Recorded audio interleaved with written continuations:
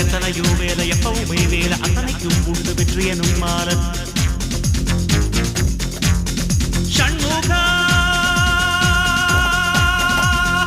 உனது படைப்பில் உயர்ந்து விளங்கும் பிணையா